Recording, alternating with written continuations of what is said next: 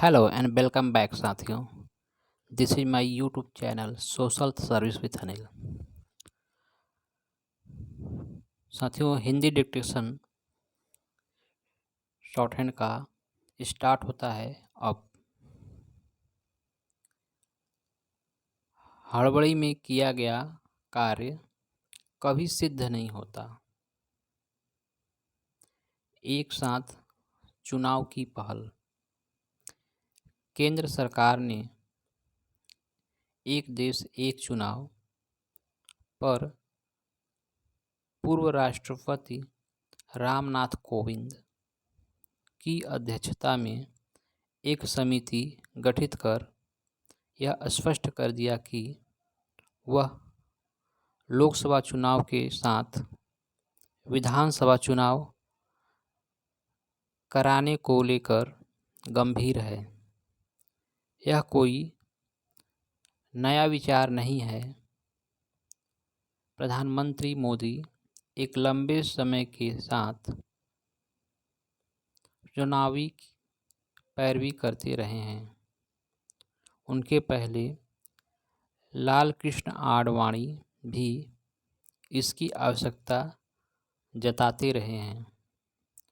2018 में विधि आयोग ने भी एक देश एक चुनाव की पहल का समर्थन करते हुए एक रिपोर्ट दी थी, जिसमें यह रेखांकित किया गया था कि इसके लिए कुछ संवैधानिक संशोधन करने होंगे। यह कोई बहुत कठिन कार्य नहीं है। विगत में निर्वाचन आयोग भी यह कह चुका है कि वह लोकसभा के साथ विधानसभा चुनाव कराने में सक्षम है। इस पर आश्चर्य नहीं कि एक देश एक चुनाव पर समिति गठित कर घोषणा होते ही कुछ नेताओं ने उसका विरोध करना शुरू कर दिया है।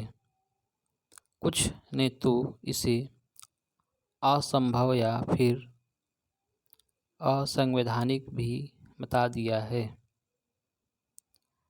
ऐसे नेता इस तथ्य की जानबूझकर अनदेखी कर रहे हैं कि 1967 तक लोकसभा और विधानसभा चुनाव एक साथ ही होते थे। यह सिलसिला मुख्यतः इसलिए बाधित हो गया क्योंकि अनुच्छेद 356 का मनमाना इस्तेमाल करके राज्यों में राष्ट्रपति शासन लगाया जाने लगा। जो लोग लोकसभा और विधानसभा चुनाव एक साथ कराए जाने के विचार का विरोध कर रहे हैं, उन्हें इससे परिचित होना चाहिए कि कई देशों में एक साथ चुनाव होते रहे हैं। कुछ देशों में तो केंद्र सरकार के साथ राज्यों और स्थानीय निकायों के चुनाव भी एक साथ करा लिए जाते हैं। यह भी एक तथ्य है कि 2019 में लोकसभा चुनाव के साथ ही आंध्र प्रदेश, उड़ीसा, अरुणाचल प्रदेश और सिक्किम में विधानसभा चुनाव कराए गए थे।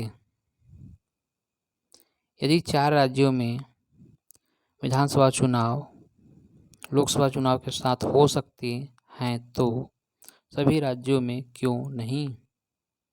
कुछ क्षेत्रीय दल इस तर्क के जरिए एक साथ चुनाव के विचार का विरोध करते रहे हैं कि लोकसभा चुनाव राष्ट्रीय मुद्दों पर होते हैं और यदि वे मुद्दे राज्यों के मुद्दों पर हावी हो जाएंगे तो इससे उन्हें नुकसान होगा। यदि ऐसा है तो फिर यह तो ही सकता है कि लोकसभा चुनाव के 2-2.5 वर्ष बाद सभी राज्यों के विधानसभा चुनाव एक साथ करा लिए जाएं। इससे भी यह संसाधनों की अच्छी खासी बचत होगी।